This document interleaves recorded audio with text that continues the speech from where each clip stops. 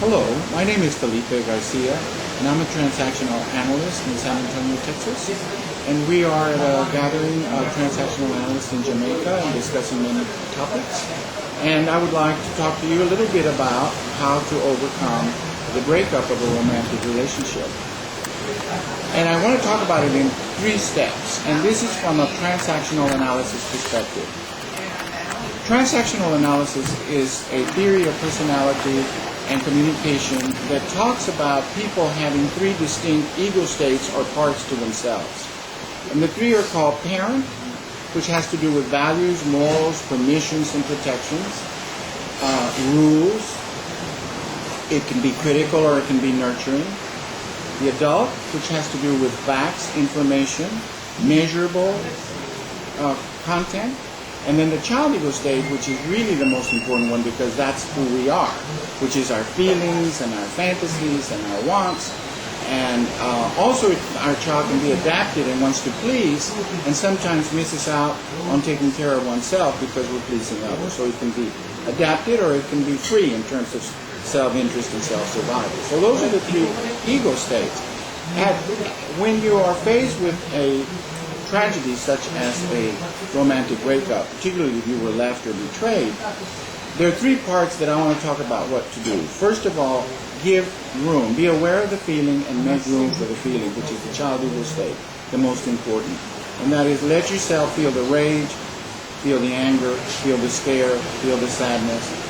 And use your parent to protect you and to also get other people around you that you trust to help support you during this time of high stress. Also make room for you with your parent to give yourself permission to think about the situation in order to figure out how do you want to take care of yourself and deal with the situation. So your adult then will think about and examine and analyze the context and the content of the situation you're dealing with. In a breakup or in a betrayal, is the breakup still going on? Is it a person having an affair with somebody else? Is the person giving you messages that you haven't heard and want to stop and listen to? Is there still an opportunity for you to work with this person in order to make the relationship work and deal with the healing process that will happen? So there are a lot of questions that you can ask using your adult ego state. And then depending on the answers that you get to that, keep being aware of the feelings and then decide what are your next steps and what kind of support you need in order to move beyond this. Thank you. Question, what about the parent ego state?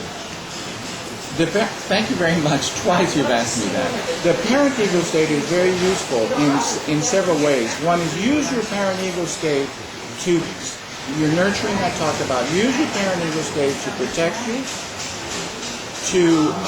to not criticize you for the mistake, but instead to invite you into thinking and taking care of yourself and surviving. An unhealthy use of the parent ego state is to criticize and parent and blame the other totally, because that does not help you at all.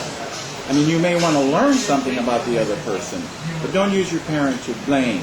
Instead, go into yourself and get what you need to take care of yourself under these circumstances. So the parent you use to avoid criticizing yourself. It's not useful at this time. As you want to use it for limit setting, and that is to protect yourself from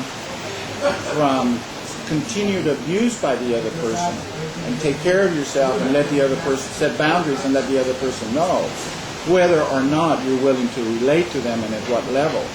Because this whole activity is in behalf of taking care of your child and your feelings, using your adult with the support of your parent.